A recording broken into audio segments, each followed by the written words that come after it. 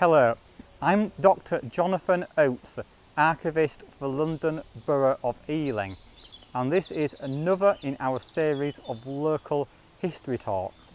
In about 1904, William Gardner, a carpenter, and his family came to live in Southall. They lived in a small terraced house on Hartington Road. They appeared to be a very ordinary family, man, wife, 5 children. But occupants of Southall might have thought differently about them if they had been following a certain trial in the national newspapers. Between 1890 and 1902, the Gardner family lived in the small Suffolk village of Peasenhall. William Gardner was a very respected and upright man. He was a lay reader at his local chapel, and he was foreman at the works in the village, which employed most of the men who lived locally. However, on one occasion, 2 young men saw William Gardner with a young servant girl, Rose Harsnet, meeting in the chapel at night time. It was clear to the 2 young men that the 2 were having an affair. When the young men reported this to one of the elders of the chapel, William Gardner completely denied any impropriety. He even tried to sue the 2 young men, but the 2 young men refused to alter their testimony, and the elders had to reprimand William Gardner, and they suggested that he should not see Rose Harsnet ever again. However, on one night in 1902, in the village of Peasenhall, there was a severe storm, and on the following day, in a house in that village, was found the dead body of Rose Harsnet. She had been stabbed with a knife several times. There had been an attempt to burn the body, and it was also discovered that she was pregnant. There was another clue nearby, an envelope which clearly had an invitation for Rose Harsnet to meet someone not identified at that house at that time. The question was, who could have killed her? William Gardner was the prime suspect because it was known he was having an affair with Rose Harsnet.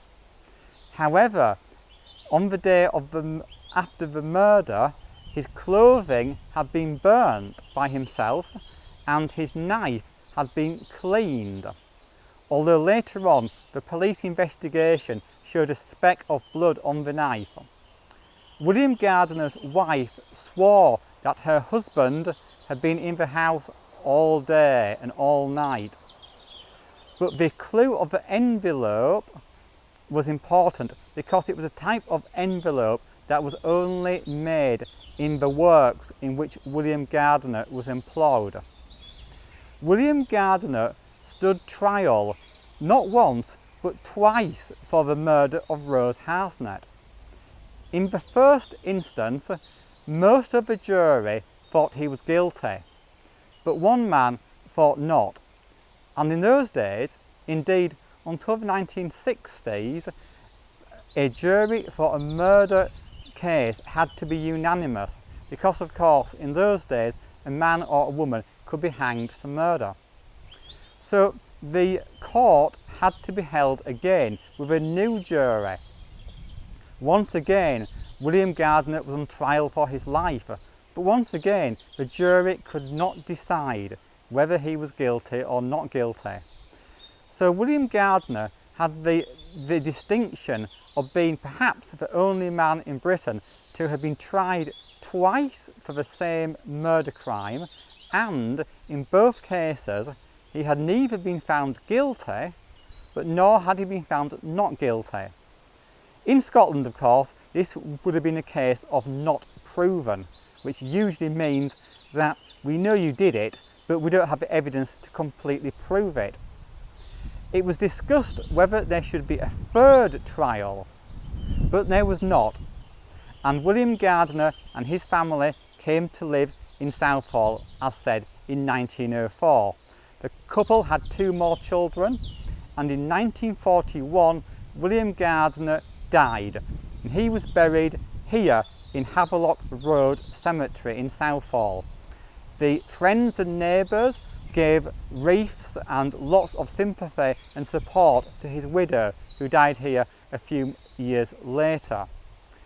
It's also interesting to note that one of the crime writers who has written a book about this case, a man called Keith Skinner, was the grandson of one of the 2 young men who saw William Gardner in cahoots with Rose Harsnett back in Peasenhall in 1902. Whether William Gardner was guilty of the murder or not is open to opinion. Certainly some people think he got away with murder.